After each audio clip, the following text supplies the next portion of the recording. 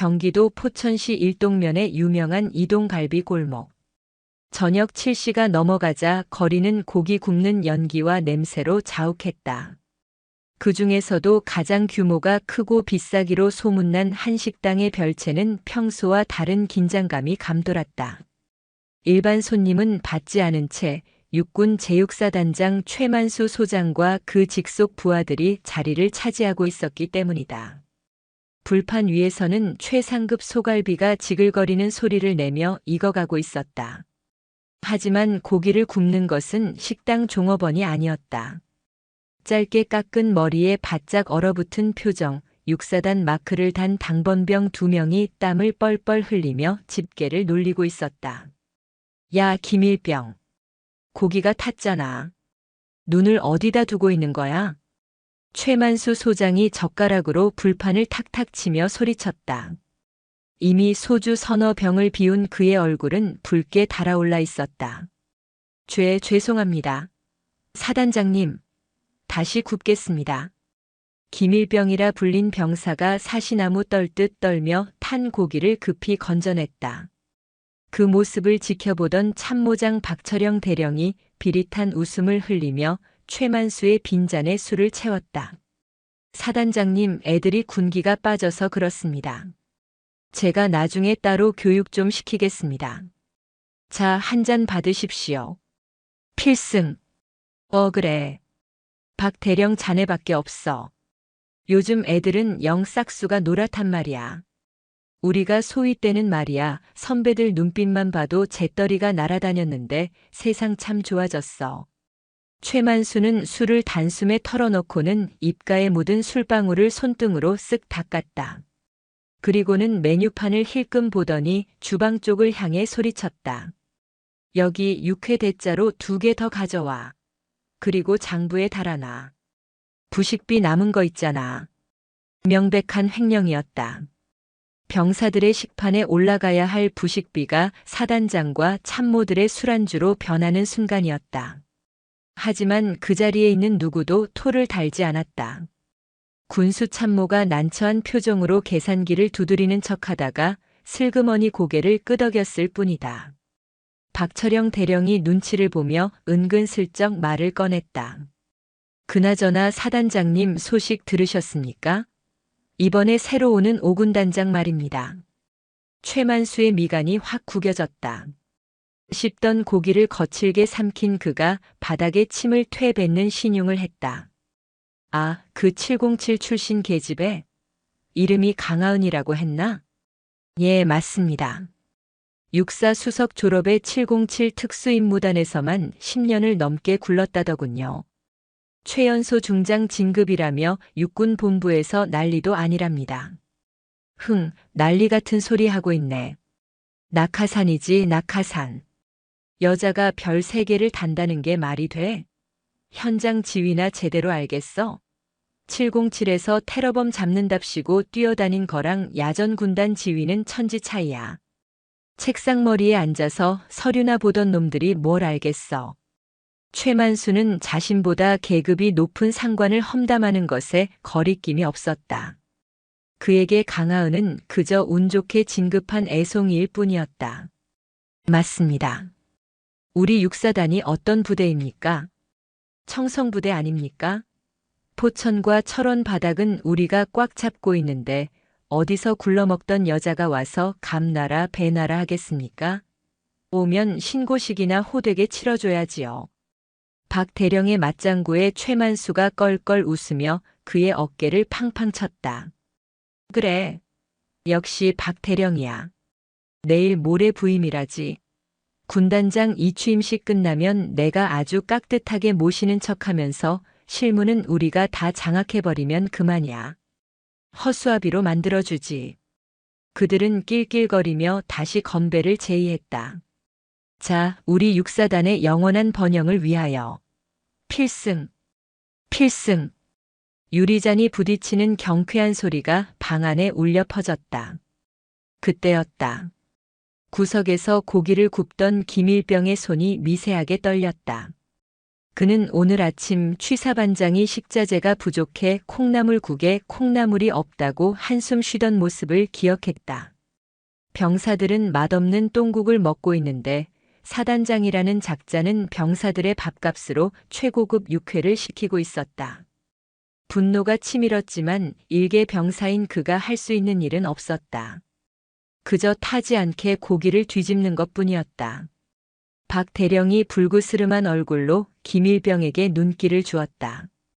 야, 너 이번 주말에 뭐하냐? 이 일병 김민수. 특별한 일정 없습니다. 잘 됐네. 너 우리 본가 알지? 저번 달에 비닐하우스 공사하다 만 거 있잖아.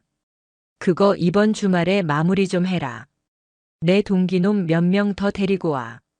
어머니가 일손 부족하다고 난리시다. 알겠습니다. 필승. 명백한 사적 지시였다. 주말 휴식을 반납하고 상관 부모의 농사일을 도우러 가야 하는 상황. 하지만 김일병은 군말 없이 복창해야 했다. 거부했다가는 어떤 보복이 돌아올지 뻔했기 때문이다. 거봐, 애들은 이렇게 굴려야 말을 잘 듣는다니까.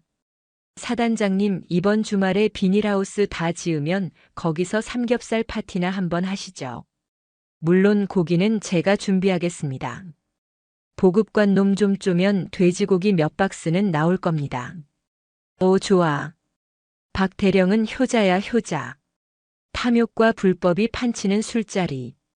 그들의 대화는 밤이 깊도록 이어졌고 포천의 밤 공기는 그들이 뿜어내는 술 냄새와 썩은 권력의 악취로 더럽혀지고 있었다.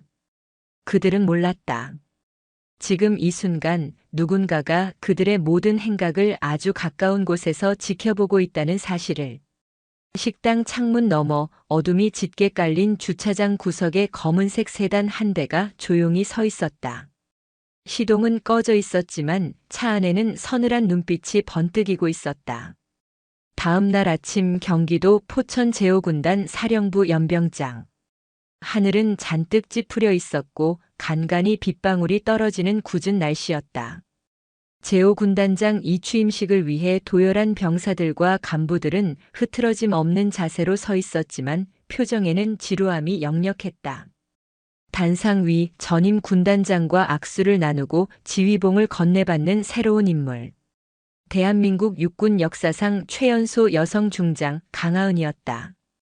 그녀의 체구는 거구의 남성 장군들에 비하면 왜소해 보일 수도 있었으나 뿜어져 나오는 기세는 연병장 전체를 압도했다. 정복 위로 떨어지는 빗방울조차 피해갈 것 같은 날카로운 눈매. 굳게 담은 입술은 그녀가 707 특수임무단 시절 겪었던 수많은 사선을 대변하는 듯 했다. 강하은이 마이크 앞에 섰다. 원고를 들지 않은 맨손이었다. 그녀는 연병장을 가득 메운 예하부대 지휘관들을 천천히 둘러보았다. 그 시선이 육사단장 최만수가 서 있는 곳에서 잠시 멈췄다. 최만수는 짐짓 엄숙한 표정을 짓고 있었지만 속으로는 코웃음을 치고 있었다. 어디 계집애가 목청이나 얼마나 큰지 보자. 강하은의 입이 열렸다. 승진. 짧고 굵은 경례 구호였다. 목소리는 크지 않았으나 앰프를 타고 흐르는 음성에는 묵직한 쇠 냄새가 섞여 있었다. 좌중이 일순간 조용해졌다. 제5군단장 중장 강하은이다. 오늘부로 본인은 조국의 부름을 받아 이 승진 부대의 지휘봉을 잡게 되었다. 그녀는 잠시 말을 끊었다. 빗줄기가 조금씩 굵어지고 있었다. 의전 장교가 우산을 받쳐 들려 다가왔지만 강하은은 손을 들어 제지했다. 그녀는 비를 그대로 맞으며 말을 이었다. 본인은 거칠애를 싫어한다. 형식을 혐오한다. 군인은 오직 임무와 규정 그리고 국민을 위해 존재한다. 하지만 내가 부임하기 전 이곳 포천과 철원 일대에서 들려오는 소문은 나의 귀를 의심케 했다. 단상 아래에 있던 최만수의 눈썹이 꿈틀했다. 소문? 무슨 소문? 강하은의 시선이 다시 한번 정확히 최만수를 향해 꽂혔다. 병사들의 식판이 부실하다는 소문. 주말에 병사들이 훈련장이 아닌 사유지에서 노동을 한다는 소문. 지휘관들이 부하들의 피와 땀을 자신의 술안주로 삼는다는 소문. 연병장이 술렁이기 시작했다. 이 취임 식사에서 이런 직설적인 화법을 구사하는 지휘관은 없었다. 대부분 철통 방어나 필승의 신념 따위에 상투적인 말을 늘어놓기 마련이었다. 하지만 강하은은 달랐다. 나는 707에서 15년을 복무했다. 우리는 적의 심장부로 침투해 가장 은밀하고 치명적인 방법으로 임무를 완수했다. 나의 지휘 방식 또한 다르지 않다. 그녀의 눈빛이 서늘하게 빛났다. 부패한 군인은 적보다 위험하다. 내 부대에 썩은 살점이 있다면 나는 도려낼 것이다. 마취도 없이 가장 고통스러운 방법으로. 최만수는 등골이 오싹해짐을 느꼈다. 단순히 겁을 주는 말이 아니었다. 저 여자는 진짜다. 707의 전설이라 불리던 독사가 바로 저 여자였다. 오늘 이후로 모든 예하 부대에 대한 고강도 감찰을 예고한다. 숨길 수 있다고 생각하지 마라. 나는 이미 여러분의 생각보다 더 깊숙한 곳까지 보고 있다. 이상. 강하은은 거수 경례를 올렸다. 승진. 승진. 병사들의 함성은 그 어느 때보다 우렁찼다. 반면 단상 아래 간부석에 앉은 몇몇 지휘관들의 얼굴은 사색이 되어 있었다. 특히 최만수 육사단장과 박철영 대령의 얼굴은 흑빛으로 변해 있었다. 식이 끝나고 다과회가 열리는 본청 회의실. 최만수는 애써 태어난 척하며 강하은에게 다가갔다. 군단장님 취임을 진심으로 축하드립니다. 육사단장 최만수 소장입니다. 연설이 아주 인상 깊었습니다. 최만수가 손을 내밀었다. 하지만 강하은은 그 손을 잡지 않았다. 대신 그를 빤히 응시하며 싸늘한 어조로 입을 열었다. 최 소장. 어제 저녁 이동 갈비는 맛있었나? 최만수의 표정이 그대로 굳어버렸다. 숨이 턱 막히는 기분이었다. 예. 그게 무슨... 부식비 장부로 육회를 추가했다지. 병사들은 콩나물 없는 콩나물국을 먹는 날에 말이야. 강하은은 한 발짝 다가서며 최만수에게만 들릴 듯한 낮은 목소리로 속삭였다. 김일병이 굽던 고기 자네 목구멍으로 잘 넘어가던가? 준비해 두게. 내가 말했지 않나. 마취 없는 수술이 시작될 거라고. 강하은은 굳어버린 최만수를 지나쳐 그대로 회의실을 빠져나갔다. 그녀의 뒤로 군사경찰대장과 감찰참모가 서류 가방을 든 채 조용히 따르고 있었다. 복도에 나온 강하은은 창밖을 바라보았다. 비는 그쳤지만 먹구름은 여전히 5군단 상공을 뒤덮고 있었다. 시작하지. 감찰참모 6사단 회계 장부부터 압수해. 지금 당장. 알겠습니다. 군단장님. 그리고 군사경찰대장. 예, 군단장님. 박철영 대령 부모님 댁 비닐하우스 위치 파악해둬. 주말에 현장을 덮칠 거니까. 단 병사들이 다치지 않게 은밀하게 접근한다. 명심하겠습니다. 강하은의 입가에 옅은 미소가 스쳤다. 그것은 사냥감을 앞에 둔 포식자의 미소였다. 707 시절 대테러 작전을 수행할 때 짓던 바로 그 표정이었다. 전쟁은 이미 시작되었다. 총성 없는 그러나 그 무엇보다 잔혹할 법과 규정의 전쟁이. 철원의 밤은 날카로운 이빨을 숨긴 짐승처럼 차갑고 고요했다. 전방 지역의 어둠은 도시의 그것과는 질감이 달랐다. 빛 한 점 없는 칠흑. 그 속에 웅크린 제6사단 예하 19연대 3대대 최전방 일반 전초는 팽팽한 긴장감 대신 나른한 권태에 젖어 있었다. 새벽 2시. 인간의 의식이 가장 흐릿해지는 시간. 초소 상황실 근무자 정 병장은 꾸벅꾸벅 조는 부사수의 어깨를 툭 쳤다. 야, 김이병.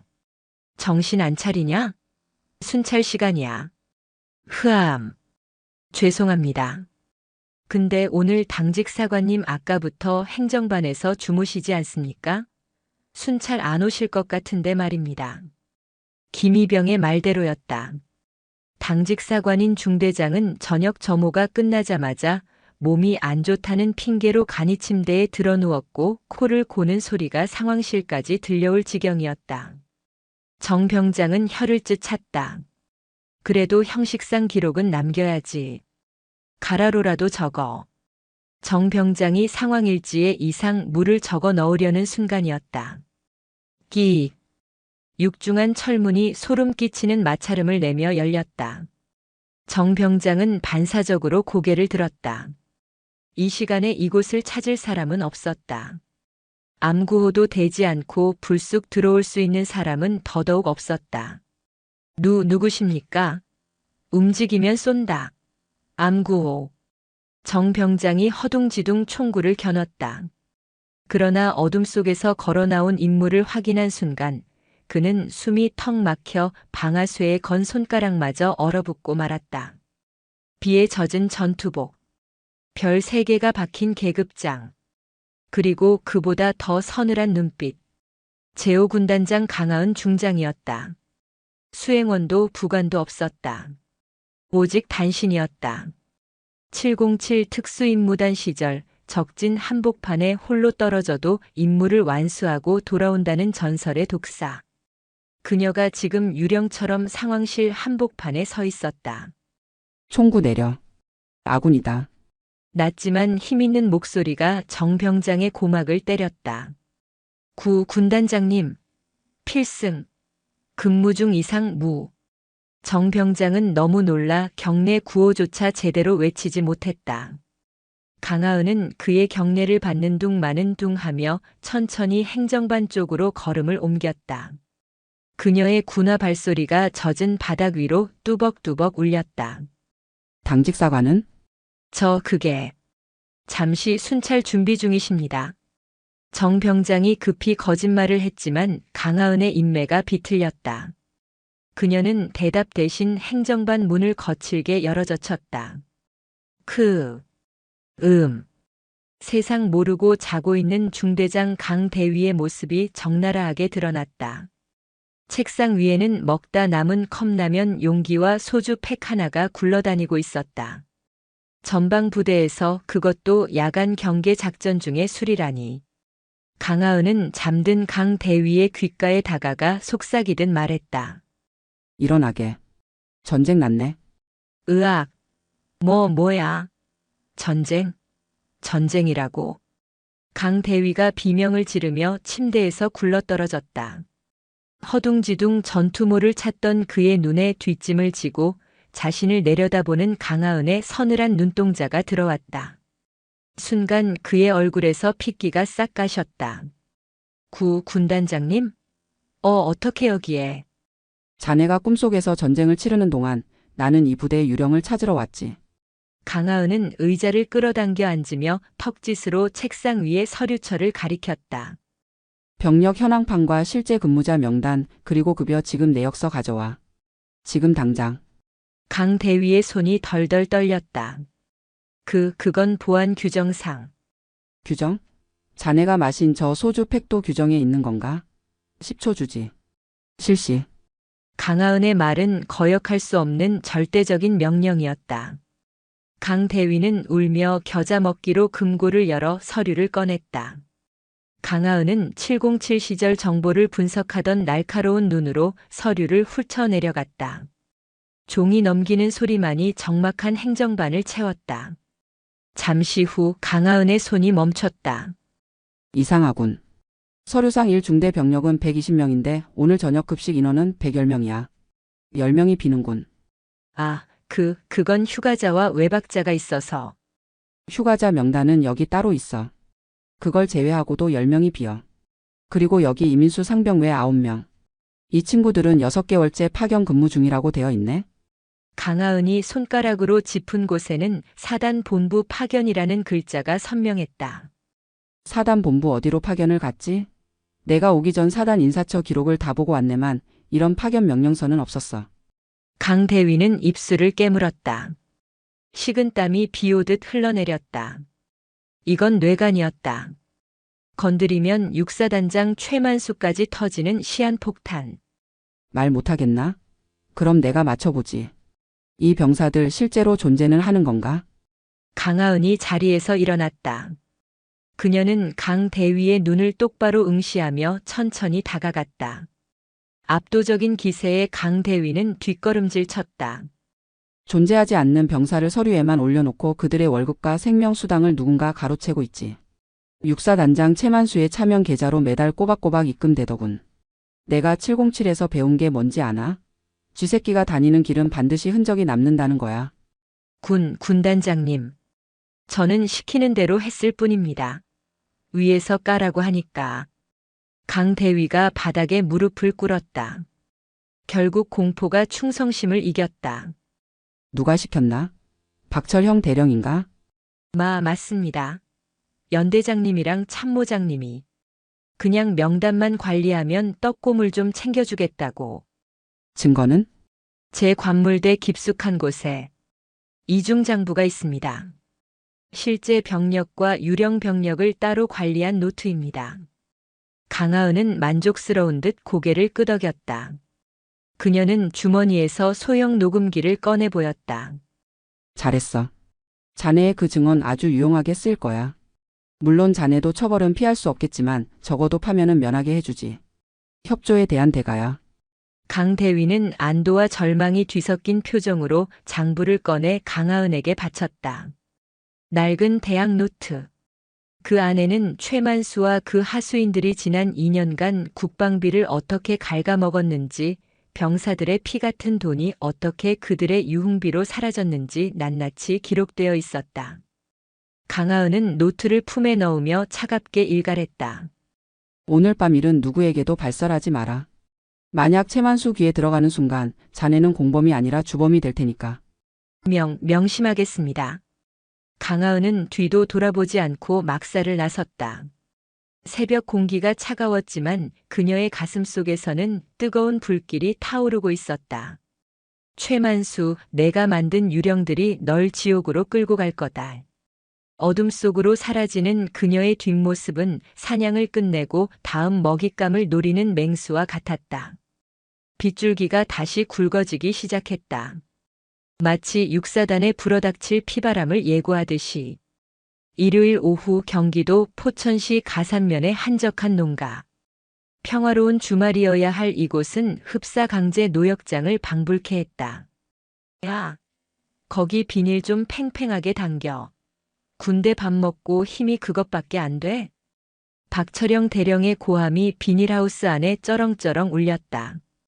그는 사복 차림에 등산 모자를 눌러쓰고 평상에 앉아 닭백숙 다리를 뜯고 있었다. 그의 앞에는 막걸리 병이 나뒹굴고 있었다. 반면 비닐하우스 지붕 위에 매달린 병사들의 꼴은 처참했다. 활동복도 아닌 작업용 허름한 옷으로 갈아입혀진 그들은 땀과 흙먼지로 뒤범벅이 되어 있었다. 김 병장, 너 저녁 얼마 안 남았다고 빠져가지고. 이거 오늘 내로 다 못 끝내면 복귀해서 완전 군장 뺑뺑이 돌 줄 알아. 죄송합니다. 열심히 하겠습니다. 김 병장은 이를 악물고 파이프를 조였다. 주말 외박을 미끼로 데려왔지만 현실은 참모장 부모님 댁의 노예 생활이었다. 그는 밭고랑에서 거름 포대를 나르고 있었다. 냄새가 진동했지만 박 대령은 아랑곳하지 않고 닭뼈를 발라냈다. 어머니, 걱정하지 마세요. 우리 애들이 일 하나는 기가 막히게 합니다. 이거 다 공짜 인력 아닙니까? 하하. 박 대령의 노모가 쭈글쭈글한 손으로 과일을 깎으며 웃었다. 아이고, 우리 아들 덕분에 농사일이 수월하네. 군대가 참 좋아. 그때였다.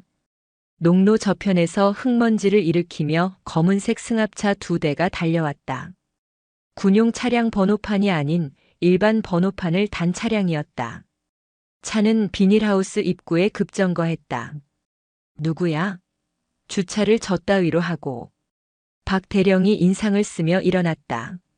승합차 문이 열리고 건장한 사내들이 우르르 쏟아져 나왔다. 그들은 모두 사복을 입고 있었지만 짧은 머리와 날카로운 눈매는 숨길 수 없는 군인의 그것이었다.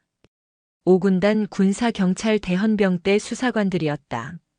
그리고 그들 사이로 베이지색 트렌치코트를 입은 강하은이 걸어 나왔다. 선글라스를 끼고 있었지만 박 대령은 그녀를 알아보지 못했다. 당신들 뭐야? 여기 사유지야. 당장 차 빼. 박대령이 소리쳤다.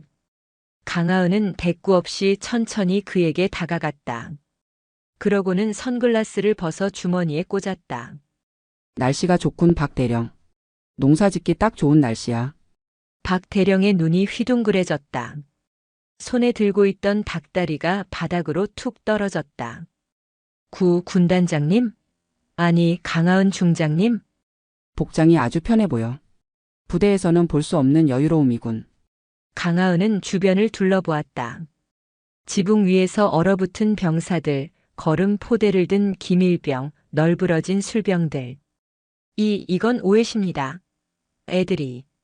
그래, 애들이 주말에 봉사활동을 하고 싶다고 해서 대민 지원 차원에서 온 겁니다. 박 대령이 횡설수설하며 변명을 늘어놓았다. 봉사활동? 대민 지원? 강하은이 코웃음을 쳤다. 군인복무기본법 제4장 사적제재 및 직권남용금지. 지휘관은 부하를 개인적인 목적을 위해 동원해서는 안 된다.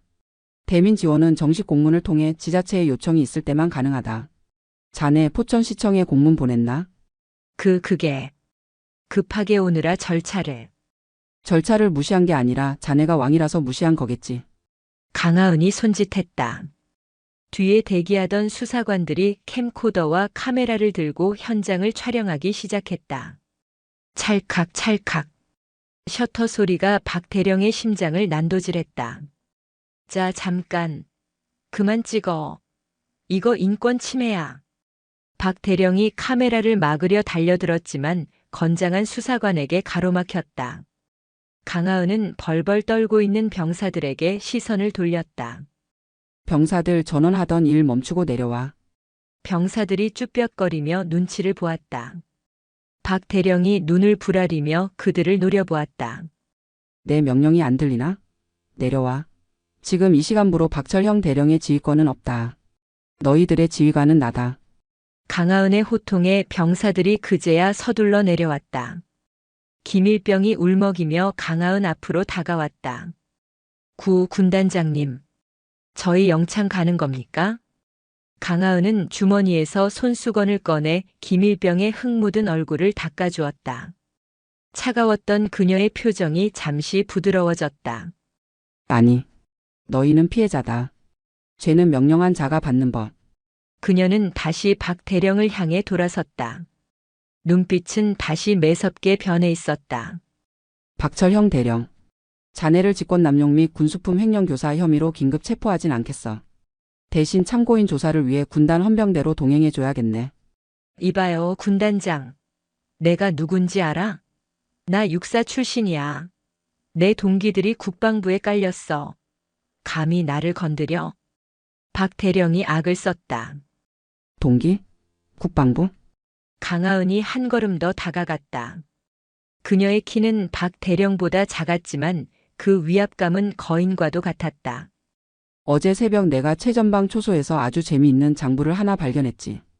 유령 병사들 월급이 자네와 최만수 소장의 주머니로 들어가는 통로가 적힌 장부 말이야. 박 대령의 동공이 지진이라도 난 듯 흔들렸다. 그걸 어떻게 해? 그것까지 밝혀지면 자네는 단순히 옷을 벗는 걸로 끝나지 않아. 군 교도소에서 남은 인생을 썩어야 할 거야. 자, 선택해. 최만수 소장이 시켜서 한 일이라고 자백하고 정상 참작을 받을지 아니면 의리 지키다가 혼자 독박 쓰고 죽을지. 강하은의 제안은 달콤한 독배였다. 박 대령의 머리가 빠르게 돌아갔다. 최만수는 자신을 버릴 위인이었다. 그렇다면 내가 살 길은? 차에서 얘기하시죠. 박 대령이 고개를 떨구었다. 강하은의 입가에 싸늘한 미소가 번졌다. 낚였다. 대어가 낚였다. 태워. 수사관들이 박 대령을 승합차에 밀어 넣었다. 강하은은 멍하니 서 있는 병사들에게 말했다. 너희들은 다른 차로 부대까지 복귀한다. 가서 씻고 쉬어라. 오늘 일은 휴가로 보상하겠다. 감사합니다. 군단장님. 병사들의 환호성을 뒤로하고 강하은은 다시 트렌치코트 깃을 세웠다. 비닐하우스의 비닐이 바람에 펄럭이며 을씨년스러운 소리를 냈다. 이제 증거는 차고 넘쳤다. 유령 병사 장부와 박철영의 자백. 최만수 소장의 목을 조를 올가미는 완성되었다. 기다려라, 최만수. 너의 그 더러운 별을 내 손으로 떼어내 주마. 강하은이 차에 오르자 승합차들은 흙먼지를 남기고 농가를 빠져나갔다. 평화로워 보이는 시골길 위로 폭풍 전야의 긴장감이 무겁게 내려앉았다. 육군 제6사단장 집무실. 팽팽한 정막이 감돌던 공간에 날카로운 파열음이 울려 퍼졌다. 뭐? 박철영 대령이 군사경찰대로 끌려가. 참고인 조사. 쨍그랑.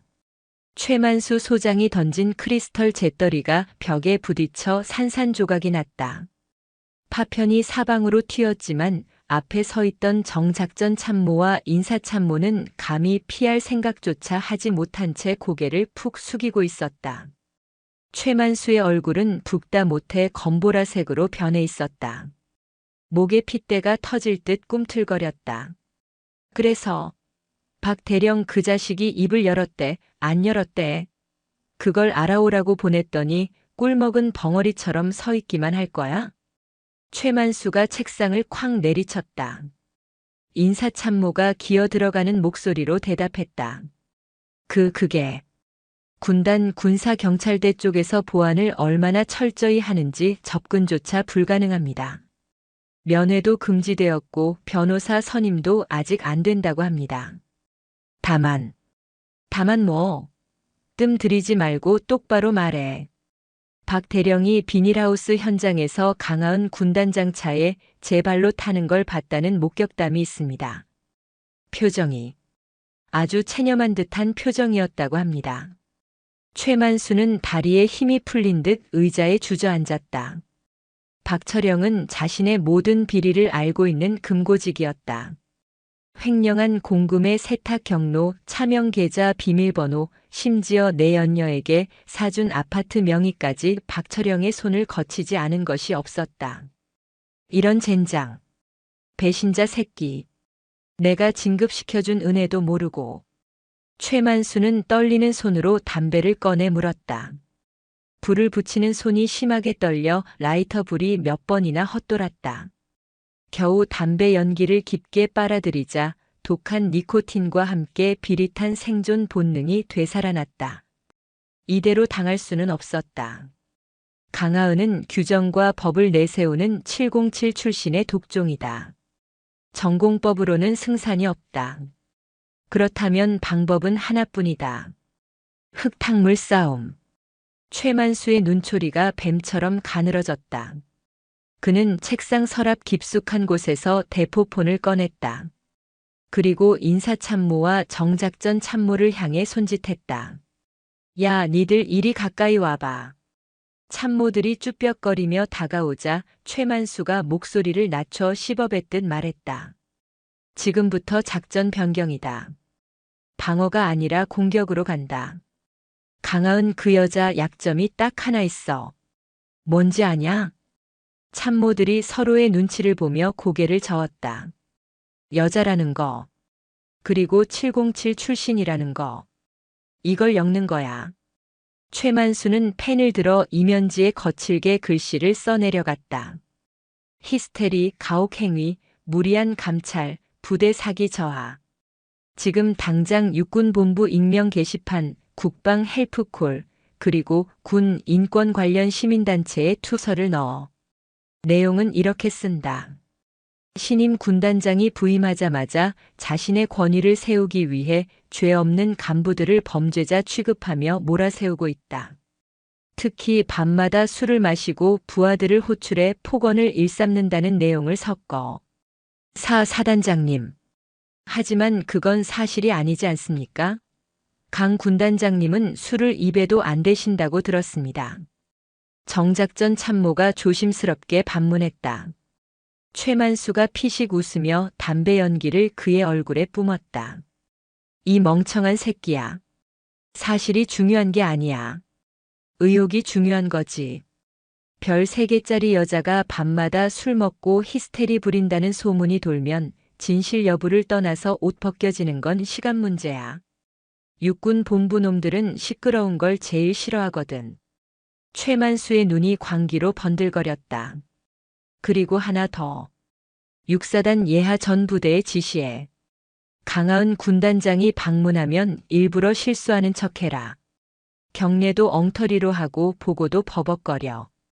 그리고 나중에 설문조사하면 군단장의 강압적인 태도 때문에 위축되어 임무 수행이 힘들다고 적어내게 만들어.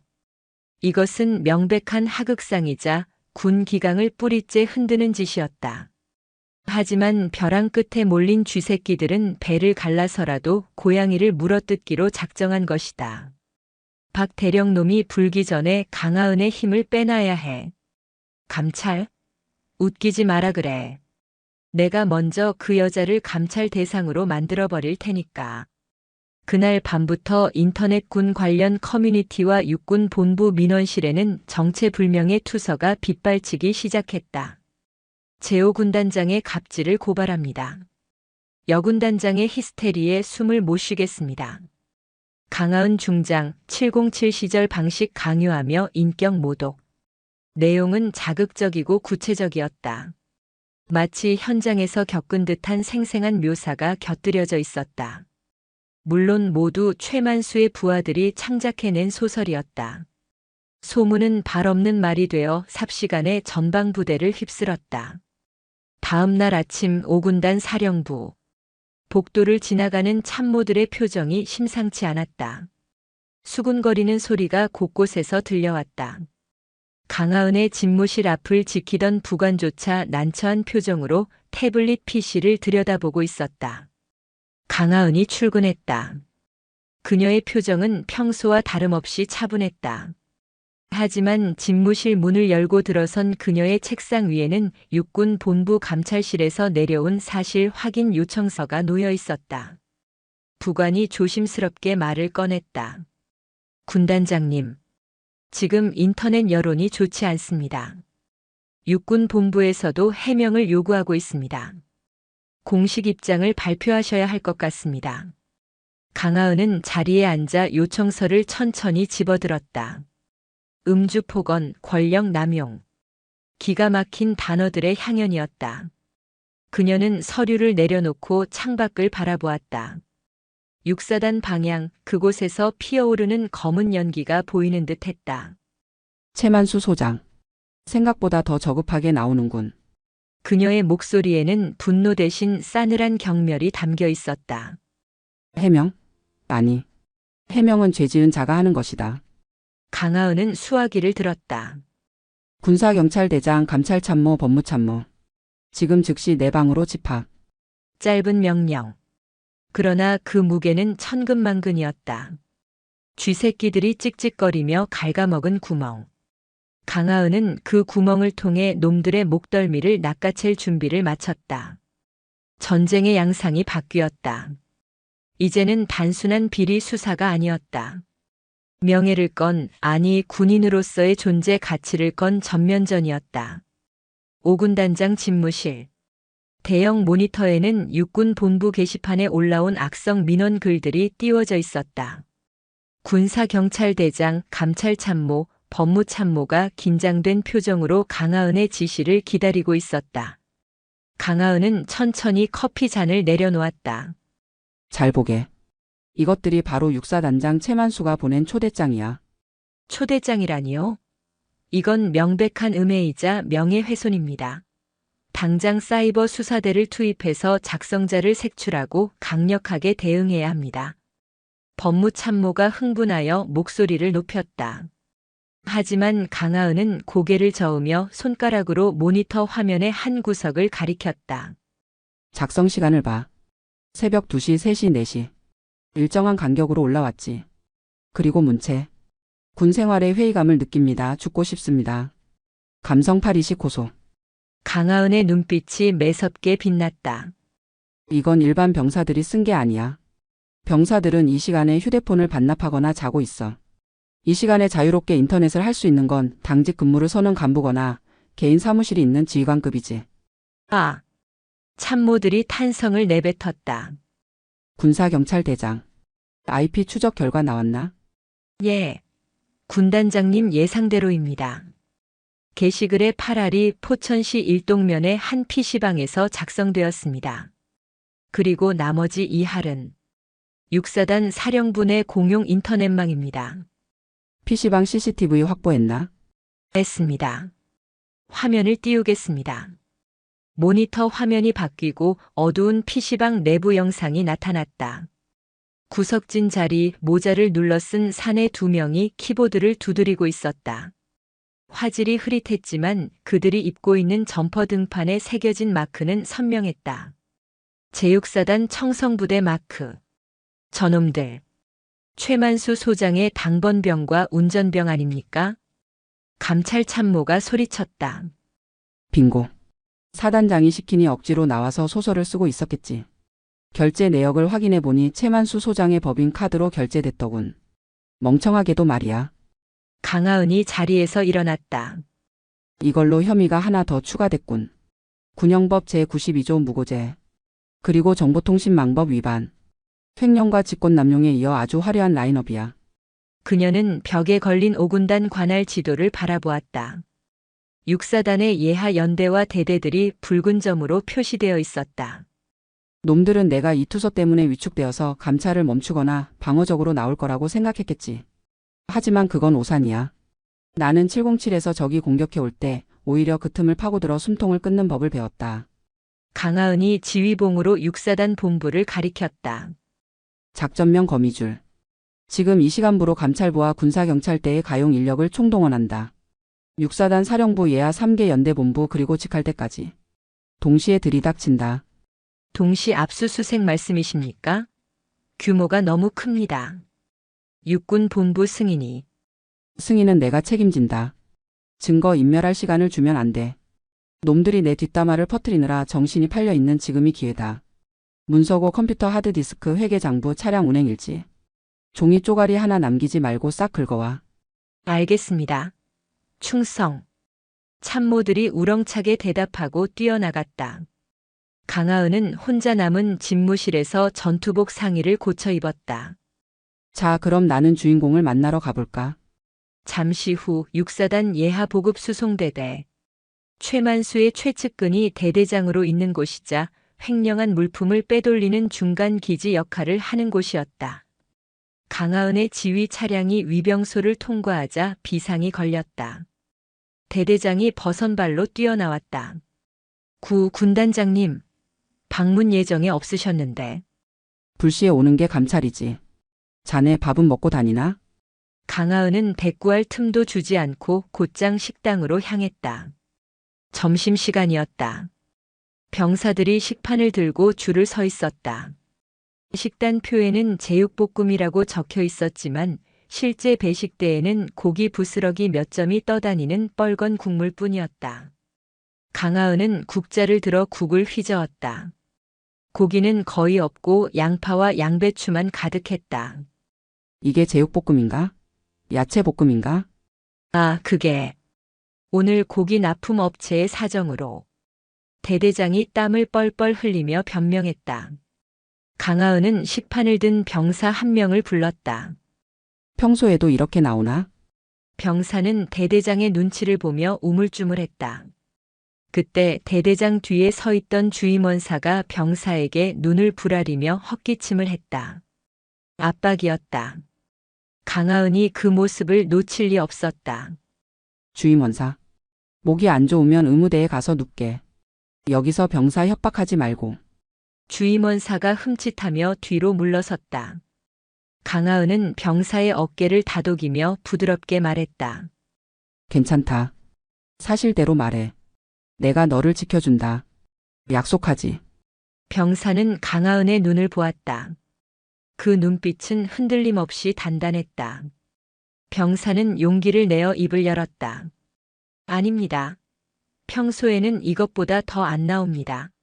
고기는 한 달에 한 번 구경하기도 힘듭니다. 그리고 대대장님이 주말마다 트럭으로 부식 창고에 있는 쌀과 고기를 어디론가 싣고 가십니다. 식당 안에 정적이 흘렀다. 터졌다. 억눌려왔던 진실이 터져나왔다. 들었나? 대대장. 강하은이 천천히 고개를 돌렸다. 대대장은 이미 사색이 되어 다리가 풀려 있었다. 이 자식이 미쳤나? 어디서 거짓말을. 거짓말? 군사경찰. 강하은의 외침에 식당 밖에서 대기하던 수사관들이 들이닥쳤다. 이 대대장의 집무실과 관사 그리고 개인 차량을 수색해. 장부와 통장, 블랙박스 전부 확보한다. 그리고 이 병사를 포함해 조리병 전원을 참고인으로 보호 조치해. 보복당하지 않게. 알겠습니다. 대대장은 바닥에 주저앉아 망연자실했다. 강하은은 그를 내려다보며 차갑게 쐐기를 박았다. 최만수에게 전해. 쥐구멍은 없다고. 내가 쳐놓은 거미줄에 이미 너희들은 걸려들었다고. 그 시각 육사단 전역에서 동시다발적인 압수수색이 시작되었다. 5군단 감찰부 요원들이 박스 가득 서류를 담아 나르고 있었고 최만수의 집무실 앞에는 군사경찰들이 도초를 섰다. 쥐새끼들이 파놓은 함정은 오히려 그들 자신을 가두는 감옥이 되고 있었다. 강하은의 거미줄은 촘촘했고 빠져나갈 구멍은 어디에도 없었다. 이제 남은 건 그들을 끌어내어 만천하에 심판하는 일뿐이었다. 제5군단 사령부 대회의실. 공기는 무거웠다. 숨이 막힐 듯한 침묵이 흐르고 있었다. 긴급 소집된 예하 사단장 및 직할 부대장 10여 명이 원탁에 둘러앉아 있었다. 평소라면 서로 안부를 묻거나 잡담을 나눴겠지만 오늘은 누구도 입을 떼지 않았다. 회의실 정면 가장 상석은 비어 있었다. 그 빈자리가 뿜어내는 위압감이 좌중을 압도했다. 제6사단장 최만수 소장은 연신 손수건으로 이마에 땀을 닦아냈다. 에어컨이 가동 중이었지만 그는 사우나에 들어앉은 듯 식은 땀을 흘리고 있었다. 그의 옆자리는 비어 있었다. 참모장 박철영 대령의 자리였다. 박 대령이 며칠째 병가를 내고 출근하지 않는다는 사실이 최만수를 더욱 불안하게 만들었다. 박철영 이 자식. 설마 진짜 다 불어버린 건 아니겠지? 아니야, 그놈도 공범인데 불면 같이 죽는 거야. 입 다물고 있을 거야. 최만수는 애써 자신을 위로하며 물을 들이켰다. 그때였다. 제5군단장님 입장하십니다. 부대 차렷. 부관의 우렁찬 외침과 함께 뒷문이 열렸다. 전원이 자리에서 일어나 부동자세를 취했다. 강하은 중장이 들어왔다. 그녀의 걸음걸이에는 군더더기가 없었다. 잘 다려진 정복, 가슴에 달린 수많은 약장, 그리고 어깨 위에서 빛나는 3개의 별. 하지만 무엇보다 빛나는 것은 그녀의 눈빛이었다. 강하은은 단상에 올라 좌중을 둘러보았다. 앉게. 지휘관들이 자리에 앉았다. 강하은은 자리에 앉지 않고 서서 마이크를 잡았다. 오늘 긴급회의를 소집한 이유는 단 하나다. 우리 군단 내에 기생하는 암덩어리를 도려내기 위해서지. 최만수의 심장이 덜컥 내려앉았다. 화면 띄워. 강하은의 지시에 회의실 전면에 대형 화면이 켜졌다. 첫 번째 화면은 엑셀 파일로 정리된 명단이었다. 제6사단 19연대 3대대 소속 이민수 상병 외 9명. 일명 유령 병사들이다. 서류상에는 존재하지만 실제로는 부대에 없다. 최만수 소장. 강하은이 정확히 최만수를 지목했다. 모든 시선이 그에게 쏠렸다. 예. 군단장님. 이 병사들 지금 어디 있나? 아, 그게. 아마 파견 근무 중인 것으로 알고 있습니다만. 최만수가 말을 더듬었다. 강하은은 차갑게 웃었다. 파견? 사단 본부 어디에도 이들의 책상은 없었다. 하지만 재미있는 걸 발견했지. 이들의 급여 통장 내역이다. 화면이 바뀌었다. 계좌 이체 내역이 붉은색으로 표시되어 있었다. 병사들의 월급이 입금되자마자 최수만이라는 이름의 계좌로 자동 이체되고 있었다. 최수만. 최만수의 동생 이름이었다. 동생 이름으로 차명 계좌를 만들어서 병사들 월급을 착복했더군. 지난 2년간 총 7,800만 원. 병사들의 피 같은 돈을 훔쳐서 자네는 이동갈비를 사 먹고 골프를 쳤나? 그건 오해입니다. 동생이 사업 자금이 부족하다고 해서 잠시 빌린 것이고, 병사들에게는 제가 따로 경력금을. 거짓말. 강하은이 단호하게 그의 말을 잘랐다. 다음 화면. 이번에는 영상이었다. 비닐하우스 지붕 위에서 위태롭게 작업하는 병사들의 모습, 그리고 평상에 앉아 닭다리를 뜯으며 술을 마시는 박철영 대령의 모습이 고화질로 재생되었다. 최만수의 얼굴이 백지장처럼 하얗게 질렸다. 박철영 대령은 이미 모든 것을 자백했다. 최만수 소장의 지시로 병사들을 사적으로 동원했고 그 대가로 인사 고갈을 잘 받았다고 진술했지. 박 대령의 진술서 여기 있다. 강하은이 두툼한 서류 뭉치를 들어 탁자에 던졌다. 쿵소리가 회의실을 울렸다. 이건 모함입니다. 박 대령 그놈이 저를 음해하려고. 최만수가 억울하다는 듯 소리쳤다. 음해? 그럼 이건 뭔가? 마지막 화면이 떴다. 육군 본부 게시판에 올라온 악성 투서들. 그리고 그 옆에 나란히 뜬 접속 위치 추적 결과.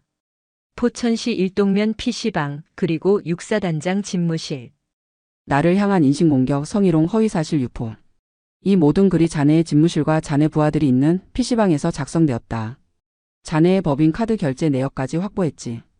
국민의 세금으로 PC방 비용을 대주며 상관을 모욕하는 댓글 공작을 펼치다니. 이게 대한민국 장군이 할 짓인가? 회의실은 충격에 휩싸였다. 다른 사단장들은 경악한 표정으로 최만수를 바라보았다. 군인의 명예를 땅바닥에 내팽개친 처사였다. 최만수는 이제 이판사판이었다. 그는 자리를 박차고 일어났다. 강하은, 내가 뭔데 나를 심판해? 너 707 출신이라고 유세 떠나본데 야전은 달라. 내가 이 부대에서 헌신한 세월이 얼만데. 그는 계급과 직책도 잊은 채 고함을 질렀다. 최후의 발악이었다. 강하은은 눈 하나 깜짝하지 않았다. 그녀는 천천히 그에게 다가갔다. 그리고 나직하지만 서리빨 같은 목소리로 말했다. 헌신? 병사들의 밥값을 훔치고 노동력을 착취하는 게 헌신인가? 자네 같은 놈들 때문에 묵묵히 고생하는 진짜 군인들이 욕을 먹는 거야. 강하은은 품에서 봉투 하나를 꺼냈다. 육군 본부 감찰실장과 참모총장의 직인이 찍힌 문서다. 제6사 단장 소장 최만수. 직권남용 횡령 무고 군인 복무규율 위반 혐의로 이 시간부로 보직 해임한다. 보직 해임? 최만수의 다리가 풀렸다. 보직 해임은 사실상 군 생활의 끝을 의미했다. 그리고 강하은이 손짓했다. 회의실 뒷문이 열리고 군사경찰완장을 찬 수사관 4명이 들이닥쳤다. 그들은 손에 수갑을 들고 있었다. 현행범으로 긴급 체포한다. 변명은 군사법원에서 하게. 자네에게 줄 기회는 끝났어. 끌어내. 이거 나. 이거 안 나. 내가 누군지 알아? 나 소장이야. 투스타라고. 수사관들이 최만수의 양팔을 꺾어 제압했다. 그의 어깨에 달려있던 빛나는 별 계급장이 초라하게 구겨졌다.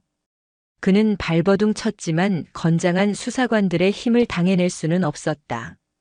강하은, 두고 보자. 내가 이대로 죽을 것 같아? 최만수의 비명이 회의실 밖으로 멀어져 갔다. 강하은은 옷매무새를 다듬으며 남은 지휘관들을 돌아보았다. 회의 계속하지. 육사단은 당분간 부사단장 대리 체제로 운영한다. 동요하지 말고 각자 위치에서 임무 수행해. 이상. 강하은은 아무 일도 없었다는 듯 다시 마이크를 잡았다. 하지만 모든 지휘관은 알고 있었다. 방금 이 자리에서 썩은 살점이 도려내졌고 승진 부대에는 새로운 질서가 세워졌음을. 강하은이라는 거대한 태풍이 모든 오물을 쓸어버린 것이다. 같은 시각 경기도 포천 제6사단장 관사. 평소라면 적막했을 이곳이 군화 발소리로 요란했다. 5군단 군사경찰대와 육군 중앙수사단 합동수사팀이 들이닥친 것이다. 압수수색 영장 집행합니다. 방해하는 자는 공무집행방해로 체포한다. 군사경찰대장이 영장을 들어보이며 외쳤다. 관사를 지키던 당번병들은 겁에 질려 길을 터주었다. 수사관들이 관사 안으로 쏟아져 들어갔다. 그들은 마치 냄새를 맡는 사냥개처럼 구석구석을 뒤졌다. 거실 장식장 뒤 확인해. 안방 침대 및 천장 텍스도 뜯어. 안방에 있던 최만수의 처는 비명을 지르며 주저앉았다. 당신들 뭐야? 남편한테 다 이를 거야. 이거 안 나가? 하지만 수사관들은 아랑곳하지 않았다. 곧이어 부엌 쪽에서 다급한 외침이 들려왔다. 찾았습니다. 여기입니다. 수사관들이 김치 냉장고를 가리켰다. 김치통을 드러내자 그 아래 검은 비닐봉지에 쌓인 묵직한 물건들이 쏟아져 나왔다. 5만 원권 현금 뭉치였다. 다발로 묶인 돈은 얼핏 봐도 수억 원은 되어 보였다. 와, 이게 다 군인들 밥값이라니. 수사관 한 명이 혀를 찼다. 거실 천장을 뜯어내자 그곳에서도 골프 가방과 고가의 양주 박스가 우수수 떨어졌다. 군납업자들에게 받은 뇌물이었다. 이 정도면 단순 횡령이 아니라 특정 범죄 가중처벌법 대상이었다. 한편 육사단 본청 건물. 참모장실에 숨어있던 박철영 대령은 창문 틈으로 사단장이 끌려가는 모습을 지켜보고 있었다. 그는 사색이 되어 서류 파쇄기를 미친 듯이 돌리고 있었다. 없애야 해. 증거를 다 없애야 해. 그는 이중 장부의 복사본과 내연녀 명의의 통장을 파쇄기에 밀어넣고 있었다. 손이 떨려 종이가 자꾸 걸렸다. 쾅! 참모장실 문이 부서질 듯 열렸다. 강하은의 직속인 감찰 참모와 수사관들이었다. 박철영, 동작 그만. 으악. 박 대령이 놀라 뒷걸음질 치다 의자에 걸려 넘어졌다. 파쇄되다 만 종이 조각들이 눈처럼 흩날렸다. 감찰 참모가 다가와 파쇄기에 낀 서류를 조심스럽게 꺼냈다. 절반쯤 잘려나갔지만 차명 계좌 비밀번호라는 글자는 선명하게 남아있었다. 증거인멸 시도. 죄목이 하나 더 늘었군요, 박 대령님. 이건 정리하려고 했던 겁니다. 오해입니다. 박 대령이 바짓가랑이를 붙잡고 매달렸다. 제가 다 불겠습니다. 최만수 소장이 시킨 겁니다. 저는 시키는 대로 했을 뿐입니다. 제발 선처해 주십시오. 비굴함의 극치였다. 병사들 앞에서는 황제처럼 군림하던 자가 자신의 안위 앞에서는 한없이 추락하고 있었다. 이미 늦었습니다. 최만수 소장도 당신 핑계를 대더군요. 서로 사이좋게 교도소에서 진실 게임이나 하시죠. 수사관들이 박 대령에게 수갑을 채웠다. 은색 수갑이 그의 손목을 차갑게 조였다. 잠시 후 육사단 사령부 건물 앞. 비가 추적추적 내리는 가운데 2명의 거물급 죄인이 호송차에 오르고 있었다. 포승줄에 묶인 최만수 소장과 박철영 대령. 그들은 전투복 상의가 벗겨진 채 회색 활동복 차림이었다. 어깨의 견장은 뜯겨나가고 없었다. 연병장 저편에서 병사들이 그 모습을 지켜보고 있었다. 평소라면 쳐다보지도 못할 별들이 범죄자가 되어 끌려가는 모습. 병사들의 눈에는 통쾌함과 함께 묘한 감정이 서려 있었다. 야, 진짜 가네. 사단장이 잡혀가다니. 속이 다 시원하다. 이제 똥국 안 먹어도 되는 거냐? 병사들 사이에서 작은 환호성이 터져나왔다. 호송차의 철문이 닫히려는 순간 최만수의 눈에 멀리 본청 현관에 서 있는 한 인형이 들어왔다. 우산을 쓰지 않고 비를 맞으며 서 있는 강하은 중장. 그녀는 표정 변화 없이 그저 묵묵히 그들이 떠나는 모습을 지켜보고 있었다. 승리자의 도취도 조롱도 없었다. 그저 해야 할 일을 마친 군인의 담담함 뿐이었다. 하지만 그 무표정이 최만수에게는 어떤 욕설보다 더 뼈아프게 다가왔다. 출발해.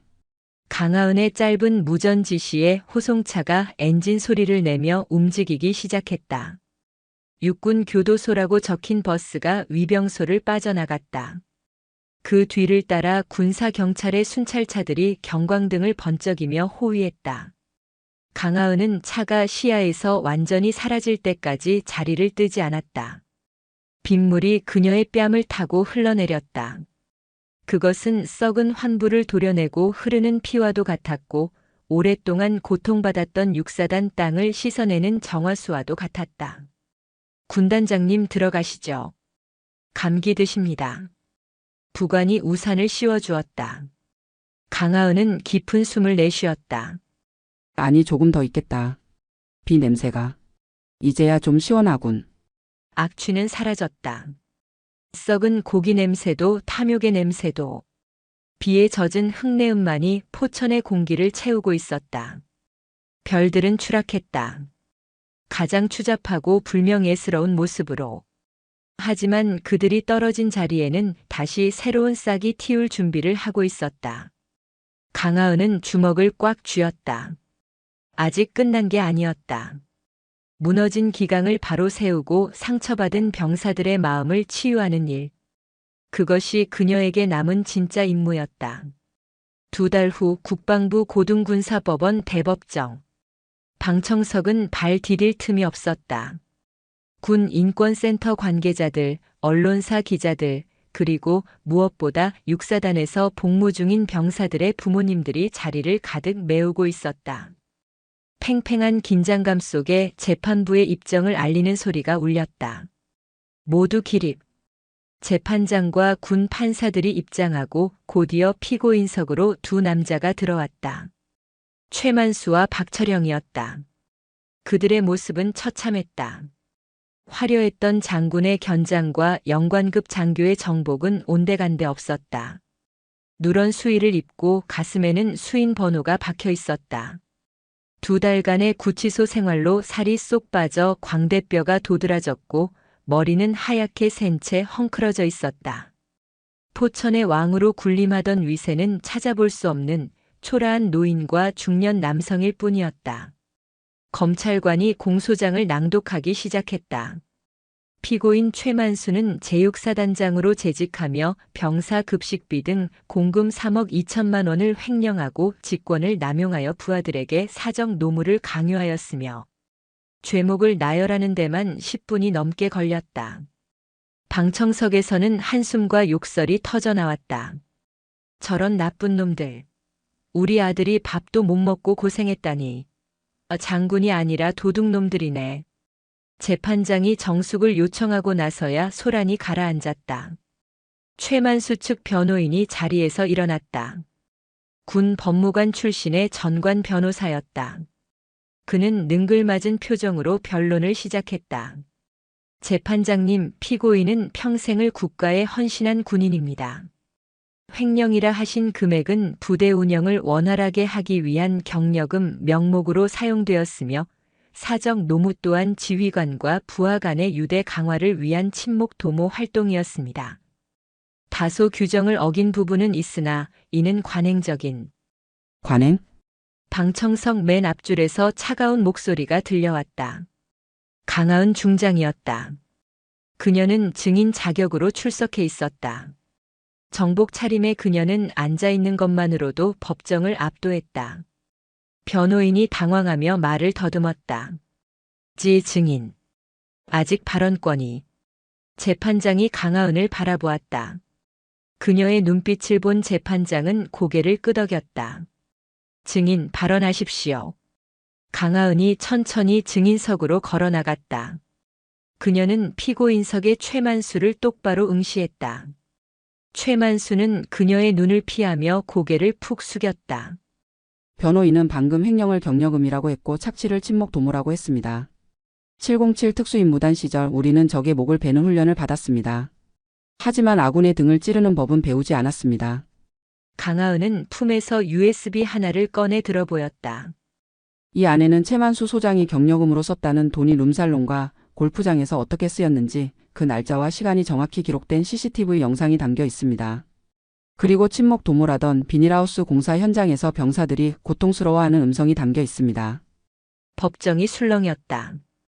강하은은 말을 이었다. 관행이라고 하셨습니까?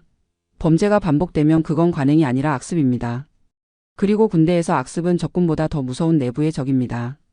저는 5군 단장으로서 이 내부의 적을 섬멸하기 위해 이 자리에 섰습니다. 그녀의 발언은 판결의 결정적인 쐐기를 박았다. 변호인은 더 이상 할 말이 없었다. 어떤 법리적 논리로도 명백한 증거와 강하은의 논리를 깰 수 없었다. 최후 변론 시간. 최만수가 떨리는 목소리로 입을 열었다. 재판장님. 한 번만 선처해 주십시오. 제가 잘못했습니다. 평생 군에 몸바친 명예만은 지켜주십시오. 연금이라도 받게 해주시면. 끝까지 돈이었다. 명예를 운운했지만 결국은 노후 자금인 군인 연금이 끊길까봐 두려워하는 것이었다. 박철영도 울면서 빌었다. 저는 사단장님이 시키는 대로 했을 뿐입니다. 억울합니다. 판결 선고의 순간. 재판장이 주문을 읽어 내려갔다. 주문. 피고인 최만수를 징역 7년에 처한다. 피고인 박철영을 징역 4년에 처한다. 아울러 피고인들의 횡령액 전액을 추징하며 군인사법에 의거하여 두 사람을 제적 파면한다. 제적. 군인에게 있어 사형 선고나 다름없었다. 계급이 박탈되어 이등병으로 강등되는 것은 물론 그들이 그토록 원하던 군인 연금 지급 대상에서 제외되는 것이다. 퇴직금 또한 반액이 삭감된다. 아, 안 돼. 내 연금. 내 돈. 최만수가 비명을 지르며 바닥에 주저앉았다. 헌병들이 그를 양쪽에서 붙잡아 일으켜 세웠다. 이건 무효야. 내가 어떻게 단별인데. 강하은, 내가 나한테 이럴 수 있어. 최만수는 발악하며 강하은을 향해 손가락질했다. 하지만 강하은은 미동도 하지 않았다. 그녀는 끌려나가는 최만수를 향해 마지막으로 나직하게 의조렸다. 자네의 별은 처음부터 빛나지 않았어. 똥물에 튀겨진 별이었으니까. 가서 죗값이나 치르게. 영원히. 법정 문이 닫히고 방청석에서는 환호와 박수가 터져나왔다. 피해 병사 부모님들은 서로 부둥켜 안고 눈물을 흘렸다. 군단장님 감사합니다. 정말 감사합니다. 한 노모가 강하은의 손을 잡으려 했다. 강하은은 두 손으로 노모의 손을 꼭 잡았다. 아닙니다. 제가 늦게 와서 죄송합니다. 아드님은 이제 걱정하지 마십시오. 제가 책임지고 전역하는 날까지 건강하게 지키겠습니다. 법원 밖으로 나오자 햇살이 눈부시게 쏟아지고 있었다. 강하은은 선글라스를 꼈다. 길고 긴 싸움이었다. 부패한 권력과의 전쟁은 끝났다. 법은 그들을 심판했고 정의는 승리했다. 하지만 강하은은 웃지 않았다. 이것은 끝이 아니라 무너진 것을 다시 세우는 시작일 뿐임을 알기에. 돌아가지. 우리 병사들이 기다리는 곳으로. 관용차가 경기도 포천을 향해 미끄러지듯 출발했다. 시간이 흘러 이듬해 봄. 경기도 포천시 일동면의 산자락에 벚꽃이 흐드러지게 피었다. 혹독했던 겨울이 지나고 오군단에도 따스한 봄바람이 불어왔다. 제육사단 병영식당. 점심시간을 알리는 종소리와 함께 병사들이 우르르 몰려왔다. 예전 같으면 죽지 못해 밥을 먹으러 왔겠지만 지금은 표정부터 달랐다. 와, 오늘 메뉴 봤냐? 소갈비찜에 잡채다. 저번 주에는 삼겹살 파티하더니 보급관님 미친 거 아냐? 배식대에는 윤기가 흐르는 고기 반찬이 수북하게 쌓여 있었다. 김민수 병장 진급했다은 식판 가득 고기를 담으며 싱글벙글 웃었다. 조리병이 국을 퍼주며 농담을 던졌다. 김 병장님 너무 많이 드시는 거 아닙니까? 배 터지시겠습니다. 야, 옛날 생각하면 이 정도는 먹어줘야지. 그땐 콩나물 없는 국만 먹고 어떻게 살았나 몰라. 김민수는 큼직한 갈비찜을 입에 넣었다. 입안 가득 퍼지는 육즙과 달콤한 양념 맛. 이것이 정상이었다. 병사들이 배불리 먹고 훈련하고 쉬는 것. 그 당연한 일상이 강하은 군단장이 오고 나서야 비로소 실현된 것이다. 식당 한편에 설치된 대형 TV에서는 뉴스가 흘러나오고 있었다. 속보입니다. 전직 육군 소장 최모 씨와 대령 박모 씨 항소심에서도 징역형 확정.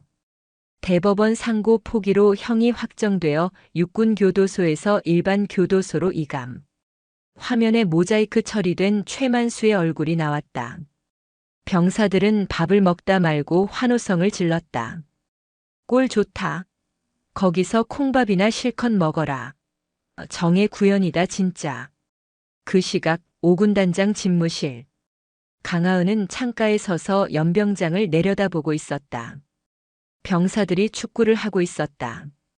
흙먼지를 뒤집어 쓰고 뛰어다니지만 그들의 얼굴에는 생기가 넘쳤다. 더 이상 주말에 비닐하우스로 끌려가는 병사는 없었다. 똑똑. 노크 소리와 함께 부관이 들어왔다.